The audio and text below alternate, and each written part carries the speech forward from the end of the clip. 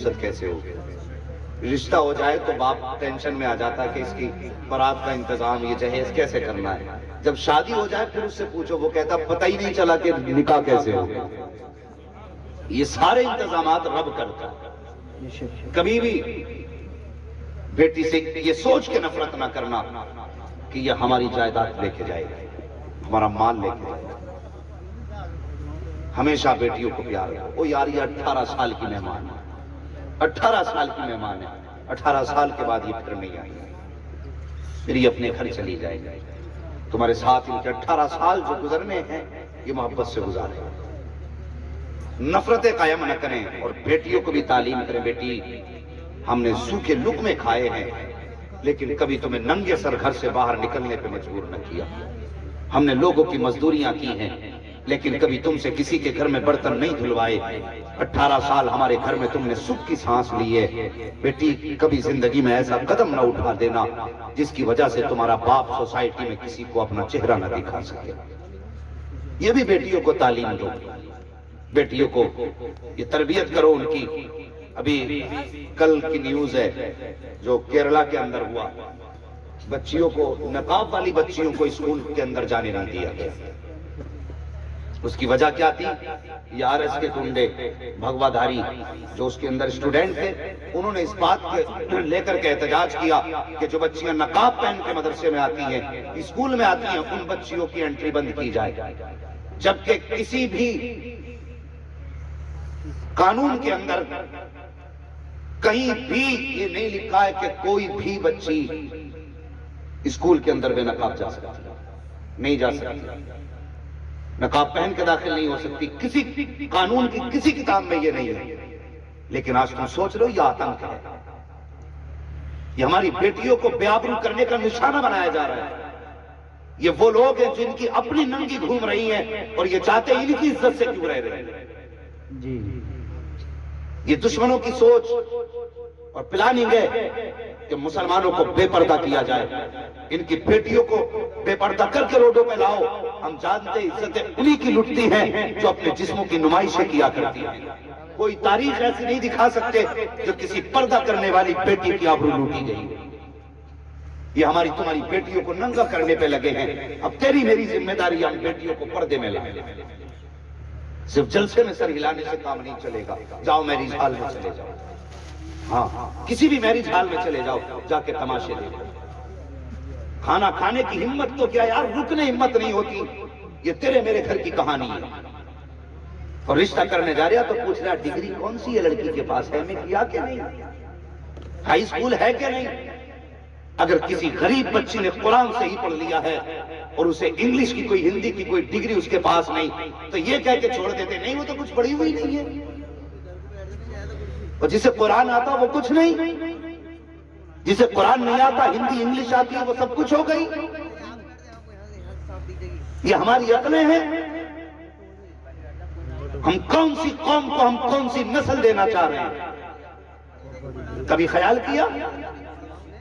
اور بہت بڑی بات کہنے لگا ہوں، بیٹوں کی پڑھائی پہ 10 لاکھ خرچ کرتے ہیں، بیٹیوں پہ 5000 خرچ کرنے تیار ہیں۔ سوچ کیا ہے؟ کہتے ہیں بیٹی پرایا دھن ہے، اسے پڑھا کے ملے گا کیا؟ یہ سوچ کے بیٹی نہیں پڑھائی کہ یہ پرایا دھن ہے، اور بیٹوں پہ اس لیے پیسہ لگایا گیا کہ یہ بڑھاپے کا سہارا ہے۔ سن، اگر بیٹا بڑھاپے کا سہارا ہے تو بیٹی آخرت کا سہارا ہوتی ہے۔ سبحان اللہ۔ انہیں پرایا دھن سمجھ کے نظر انداز نہ کر۔ پوری زندگی بیٹی تنہائی میں گزار گئی، گھر والے کہتے رہے کہ یہ پرائے گھر جانی ہے، اور سسرال والوں نے کہا یہ پرائے گھر سے آئی ہے۔ اسے اپنا کس نے کہا کسی نے اپنا اسے؟ پوری زندگی بیٹی احساس کمتری کا شکار رہی، کوئی اسے اپنا کہنے والا نہیں ملا۔ اگر سسرال میں نقصان ہوا تو تیرے باپ نے دیا ہے کیا؟ گھر میں نقصان ہوا تو باپ نے کہہ دیا تجھے کیا، تو توڑ کے پرائے گھر چلی جائے گی۔ اور یار کبھی تو کوئی سے سینے سے لگانے والا ہوتا۔ خدا کی قسم بیٹی کو سینے لگایا میرے حضور نے، اور اس دور میں لگایا جب بیٹی کو قتل کرنے پہ فخر کرتے تھے۔ حضور نے فاطمہ کو سینے سے لگا کے کہا تھا لوگو تم بیٹیوں کو قتل کرنے پہ فخر کرتے ہو، آج میں اعلان کرتا ہوں میری فاطمہ میرے جگر کا ٹکڑا ہے۔ سبحان اللہ سبحان اللہ۔ حضور کی سنت سمجھ کے بیٹی کو جگر کا ٹکڑا کہہ لیا۔ ہاں حضور کی سنت سمجھ کے بیٹی کو سینے سے لگا لیا کر، اور خدا کی قسم سمجھ کبھی بیٹی کو، یہ بہت بڑی بات کرنے لگا ہوں، جن کے آنگن میں بیٹیاں ہیں، اکثر تم دیکھنا اگر کسی کے آنگن میں 8 بیٹے ہوں اور بیٹی نہ ہو نا تو وہ گھر قبرستان لگتا ہے، اور گھر میں بیٹا کوئی نہ ہو صرف ایک بیٹی ہو تو پورا گھر چمن لگا کرتا ہے۔ بیٹی کے قدموں کی برکت ہی الگ ہے۔ اور جو پردیس سے سفر کر کے آنے والے لوگ، جو مزدوری کر کے آنے والے لوگ میری بات سنیں گے اور تصدیق کریں گے، تم کتنے بھی تھک کے آ جاؤ، تمہارے گھر کے اندر اگر 1 سال کی بچی ہے، 2 سال کی بچی ہے، 6 مہینے کی بچی کیوں نہ ہو، جب وہ تمہارے سینے پہ آ کے لیٹا کرتی ہے، خدا کی قسم ساری تھکن کا احساس دور ہو جایا کرتا ہے۔ یہ بیٹی کے اللہ نے قدموں میں برکت رکھی ہے، آج اسی بیٹی کو نظر انداز کیا جا رہا ہے۔ کل بھی بیٹی ماری جا رہی تھی، آج بھی بیٹی ماری جا رہی ہے، فرق اتنا ہے کل پیدا ہونے کے بعد بیٹیاں ماری جا رہی تھی، آج پیدا ہونے سے پہلے بیٹی ماری جا رہی ہے۔ کل زندہ ترگور کی جاتی تھی، آج جوانی میں بیٹیاں قتل کی جا رہی ہیں۔ اور تمہیں خدا کا واسطہ اگر زندگی دے نہیں سکتے ہو تو تمہیں زندگی دینے کا ادھیکار بھی نہیں ہے۔ اگر تم کسی کی جان ڈال نہیں سکتے ہو تو جان تمہیں چھیننے کا حق بھی نہیں ہے۔ بیٹی کو بیٹی کی نگاہ سے دیکھا کرو، یہ تو برکت کا سبب ہوتی ہے، یہ تو رحمت کا سبب ہوتی ہے۔ اگر یہ نہ ہو تو زندگی اداس ہے۔ پوچھ اس بھائی سے بہن کے بغیر زندگی کیسے گزرتی ہے، پوچھ اس باپ سے جس کے سامنے بیٹی نہ ہو اس کی زندگی کیسے گزرتی ہے۔ کوئی حق نہ ہونا تو چھوڑیے، ان باپوں سے کبھی پوچھو جنہوں نے بیٹیوں کو لال کپڑے پہنا کر جو رخصت کر دیا ہے، آج بھی وہ کہتے ملیں گے جس دن سے بیٹی گئی ہے دل نہیں لگ رہا ہے، جب سے بیٹی گئی ہے گھر سونے لگتے ہیں۔ ان بیٹیوں کو نظر انداز کرتے ہو، آؤ مصطفیٰ کے دامن میں آ جاؤ۔ اگر 50,000 بیٹی کی تعلیم پہ خرچ کرتے ہو تو 20,000 بیٹی کی تعلیم پہ خرچ کر دو۔ دعوے کے ساتھ کہتا ہوں تیرا بیٹا تیری قبر پہ یا تو شب برات میں جائے گا، یا شب قدر میں جائے گا، یا چاند رات میں جائے گا، یا کسی عید کے دن جائے گا۔ جب اگر یاد آئے گی تب ہاتھ اٹھائے گا، لیکن اگر بیٹی کو قرآن پڑھا لیا تو سنو، کان کھول کے سن۔ اگر صبح کا سویرا ہوگا، سورج نکلے گا تب بھی بیٹی باپ کے نام کا قرآن پڑھے گی، سورج چھپے گا تب بھی بیٹی باپ کے نام کا قرآن پڑھے گی۔ وہ یار یہ وہ ذات ہے جو سب کچھ بھول جاتی ہے، اگر رہتا ہے تو باپ کا پیار یاد رہا کرے۔ سبحان اللہ، نعرہ تکبیر، نعرہ رسالت، مسلک اعلی حضرت حسن دستار بندی علامہ مفتی حماد رضا صاحب قبلہ۔ بیٹیوں کو بھی پڑھائیے اور بیٹوں کو بھی پڑھائیے۔ بیٹوں سے گزارش ہے میری MBBS بننا، لیکن پہلے قرآن سیکھو۔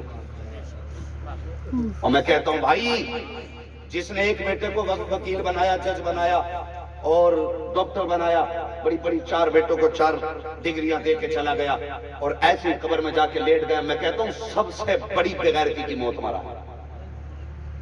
ہاں غلط نہیں کہتا، مزاج دیکھو، ڈاکٹر صاحب بیٹھے ہوئے ہیں، یہ تصدیق کریں اس بات کی، جو لوگ ICU میں پڑے ہوتے ان کی موت بڑی مایوسی کی ہوتی ہے۔ اب تو مزاج ہو گیا، سانسیں بند ہو گئی پھر بھی ICU میں کوئی لے کے بھاگ رہے، مرے ہوئے کو لے کے جا رہے ہیں، کوئی جان ڈال دے۔ وہ بھائی میں ایک بات کہتا ہوں، اگر لگے نا کہ یہ بچنے والا نہیں ہے تو ICU میں لے کے نہ جا، اپنے گھر میں لٹائے۔ خدا کی قسم جو شفا رب نے قرآن میں رکھی ہے نا، وہ کسی انجیکشن میں نہیں رکھی ہے۔ ہاں دوا بھی کر سکتے ہیں آپ، لیکن میں کہتا ہوں اگر تم زندگی سے مایوس ہو تو MBBS کے پاس ICU میں بھرتی نہ کرو، ورنہ سنو، جس چادر پہ لیٹا وہ چادر نہ پاک، جس بستر پہ لیٹا وہ بستر ناپاک، جو اسے کپڑے پہنائے گئے وہ کپڑے ناپاک، جو دوائی سے لگائی گئی وہ دوا ناپاک، جتنے کمپاؤنڈر اور نرسیں وہاں کھڑی ہیں سب کی سب ناپاک ہیں۔ بتا تو صحیح، رحمت کے فرشتے آئیں گے تو کہاں آئیں گے؟ وہ مرے گا تو سانسیں کیسے نکلیں گی؟ اس وقت دیکھو بندہ ICU میں ہے، رشتہ داروں کے حالات دیکھو، کوئی ہاتھ میں جوس کی تھیلی لٹکا کے لے کے جا رہا ہے اور اس کے منہ پہ آکسیجن لگا ہے، کوئی سیب لے کے جا رہا ہے، کوئی کیلے لے کے جا رہا ہے۔ اب وہ ICU میں بے بسی کی زندگی جی رہا ہے، آنکھ سے آنسو بہ رہے ہیں۔ تم نے ICU والوں کو دیکھا ہوگا کہ گردن تک نہیں ہلا سکتے لیکن آنکھ سے آنسو بہتے ہیں۔ تو بھی سوچا یہ کیوں رو رہا ہے؟ اس کے آنکھ سے آنسو کی وجہ کیا ہے؟ کیوں رویا؟ کیوں آنکھ سے پانی آیا؟ یہ مرض کی وجہ سے نہیں آیا پیارے، یہ تیرے ہاتھ میں جوس کی تھیلی دیکھ کے رو دیا ہے، یہ تیرے ہاتھ میں سیب دیکھ کے رو دیا ہے، یہ تیرے ہاتھ کے پھل دیکھ کے رو دیا ہے۔ اس لیے نہیں رویا کہ نہیں میں کھا نہیں سکتا، اس لیے نہیں رویا کہ نہیں میں پی نہیں سکتا، یہ اس لیے رویا ہے کاش کوئی ان میں سے پھل کی جگہ میرے لیے قرآن کی تلاوت لے کے آ جاتا، ان میں سے جوس کی جگہ سورہ یاسین کا تحفہ لے کے آ جاتا، کاش کوئی ان میں سے کیلوں کی جگہ میرے لیے سورہ ملک لے کے آ جاتا۔